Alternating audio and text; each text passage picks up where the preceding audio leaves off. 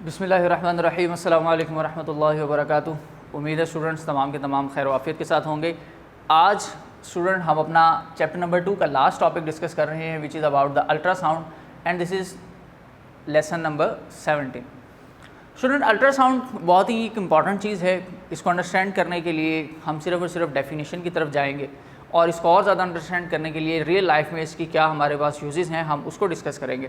तो जो यूजेस हैं हम वो इसके साथ फर्दर डिटेल में शेयर कर लेंगे। तो बहुत ही एक छोटा सा हमारे पास एक लॉन्ग क्वेश्चन है। शॉर्ट में भी पूछा जा सकता है, लॉन्ग में भी पूछा जा सकता है।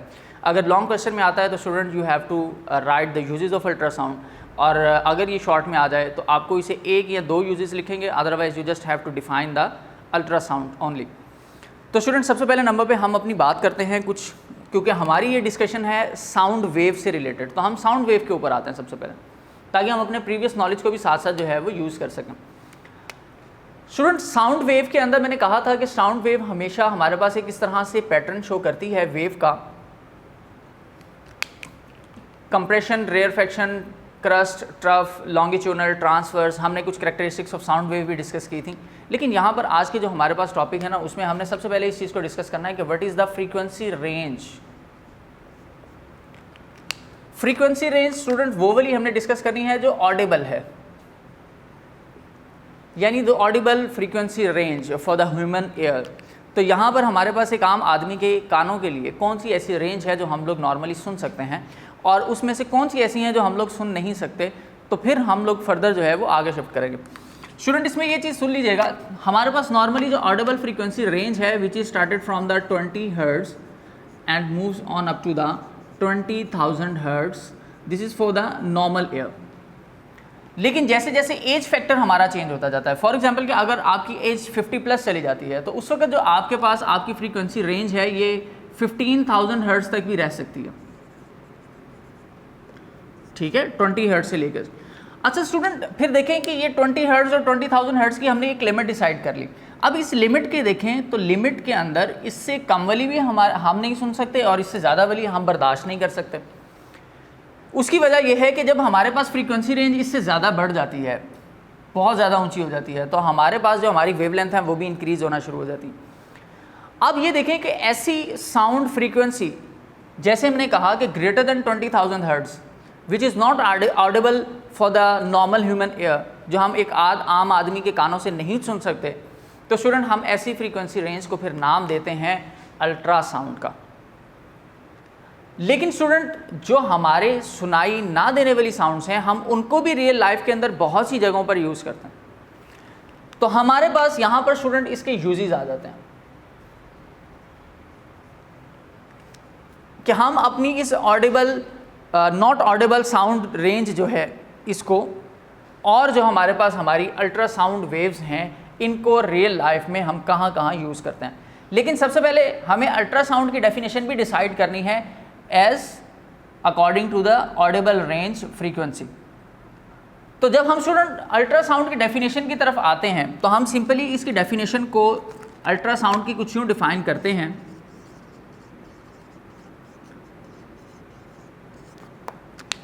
The audible frequency range higher than sound frequency range higher than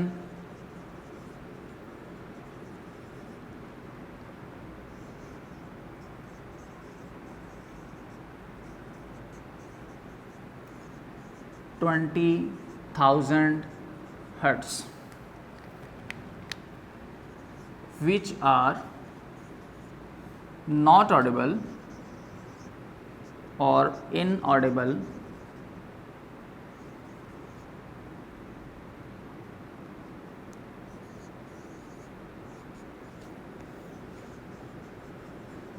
normal here. So the sound frequency range higher than the 20,000 hertz which is inaudible to the normal ear, so this is called ultrasound waves और ultrasonic wave. हम इसका second name भी use कर सकते हैं, ultrasound wave भी कहते हैं और इसको अल्ट्रासोनिक वेव भी कहते हैं। अच्छा स्टूडेंट ये जो हमारे पास अल्ट्रासाउंड या अल्ट्रासोनिक वेव है हम इसको यूज़ कहाँ कहाँ करते हैं। स्टूडेंट इसके यूजेस आपने गो थ्रू करने हैं, मार्किंग मैं इंशाल्लाह आपको बाद में करवा दूंगा इसकी। अब हम कल से हम अपनी marking, detail marking of the second chapter जो है वो करेंगे। तो स्टूडेंट उसके लिए पहले हम आज के की पॉइंट्स फाइंड आउट कर लेते हैं कि हम यूजेस के अंदर कहाँ कहाँ पर जो है वो अल्ट्रासाउंड को या अल्ट्रासोनिक वेव को यूज़ करते हैं। तो यहाँ पर जो हमारे पास सबसे पहले कॉमन एक चीज़ आती है हमारी यूजेस के अंदर, वो हमारा फर्स्ट पॉइंट स्टूडेंट कुछ यूँ है, इन medical field and technical field, यानी हम दोनों के अंदर जो है वो इसको यूज़ करते हैं। ये स्टूडेंट हमारे पास हमारा पहला यूज़ आ जाता है।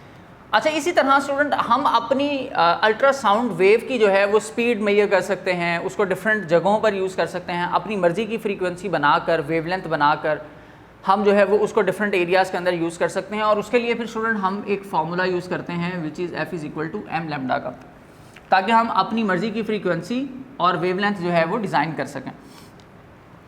मेडिकल फील्ड में कहाँ कहाँ यूज़ करेंगे? तो स्टूडेंट मेडिकल फील्ड के अंदर ये देख लीजिएगा आप, फॉर एग्जांपल कि हमारे पास जो है जो हमारे पास स्टूडेंट बने हुए होते हैं, फॉर एग्जांपल ब्लड क्लॉट्स होते हैं, इनको रिमूव करने के लिए आपकी बॉडी के अंदर जो ट्यूमर्स होते हैं कैंसर के, इसको रिमूव करने के लिए मेडिकल फील्ड में यूज़ किया जाता है। स्टूडेंट एक्स रेज की फॉर्म में यूज़ की जाती हैं, स्टूडेंट अल्ट्रासाउंड के लिए यूज़ किए जाते हैं। इसी तरह स्टूडेंट आपके पास आपकी टीथ स्केलिंग के लिए भी यूज़ किए जाते हैं, यानी आपके दांतों को बराबर करने के लिए या उसकी सफाई करने के लिए या रगड़ाई करने के लिए भी जो है वो इसको यूज़ किया जा सकता है। इसी तरह टीथ स्केलिंग भी हो गई, और हम यहाँ पर लिखते हैं to see the internal structure of human organ.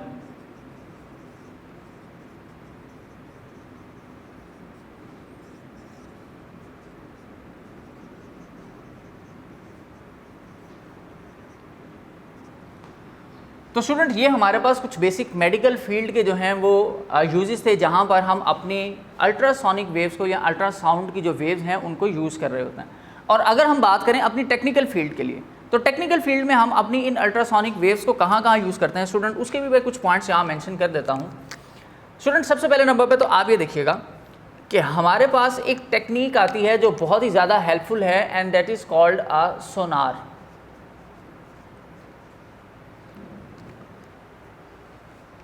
This is sound navigation ranging. और स्टूडेंट यहाँ पर हम इसको किस तरह से यूज़ करते हैं, इसका प्रोसेस है, this is a proper method और टेक्निक।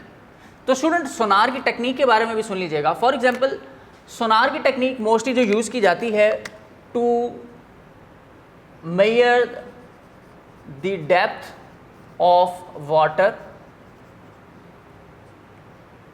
टू सी और take the picture of the size of object under water,